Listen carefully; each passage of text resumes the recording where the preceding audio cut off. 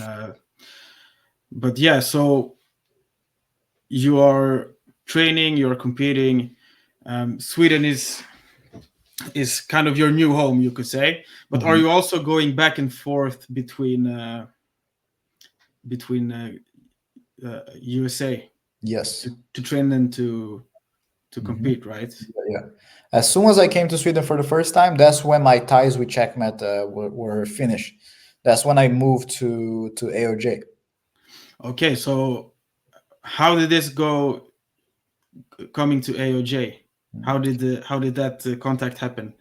So going back a little bit before Nogi Words, the same Nogi Words that I met Alan, Mm, my brother got invited to go to AOJ first because AOJ had started the Believe and Achieve program, and my yeah. brother was one of the selected athletes to go to AOJ. But kind of what was supposed to happen is that me and my brother were supposed to go together, but since they only contact my brother, then me and my brother was like, okay, my brother goes, I don't go because they didn't contact me, you know. All right. But then we still traveled together to USA. My brother went to OJ, I went to Checkmat, and I met Alan. I came to Sweden. My brother still in at AOJ, and then Guilherme just one day comes up to him and say, "Why did your brother never came here?" And my brother was like, "Well, you never invited him. You only invited me." And then after a while, I talking with my brother and also talking with Alan. I told Alan I kind of didn't want to go because Alan gave me an opportunity to come here. He brought me to Sweden, and I felt like if I would just go, I would kind of turn my back to him, you know. Mm, But I think that he told me, and it always sticks with me, and I always try to live up to that as well. Is that he told me, whoever really likes you, whoever has love for you, is not gonna care or is not gonna turn their back to you, depending on where you are. You know, because this is something very present in jiu-jitsu still. If you're not part of my team anymore, I'm not gonna talk to you. yeah. And that was kind of my fear with Alan. You know, I didn't want to lose this friendship that I had built with him. And he told me, like, I like you as a friend, you're my friend, I'm not gonna change with you because you're here or because you're there. And he told me, what they can offer you, unfortunately I can't.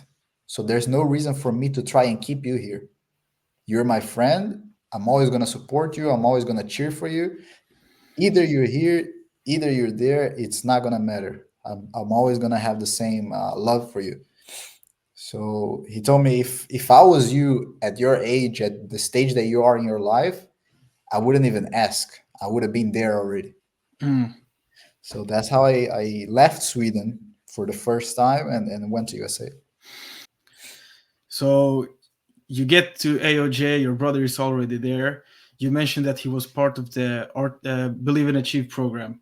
Mhm. So what was the essence of this program? Did they like pick out a bunch of blue purple belts to train full time, or how was it set up?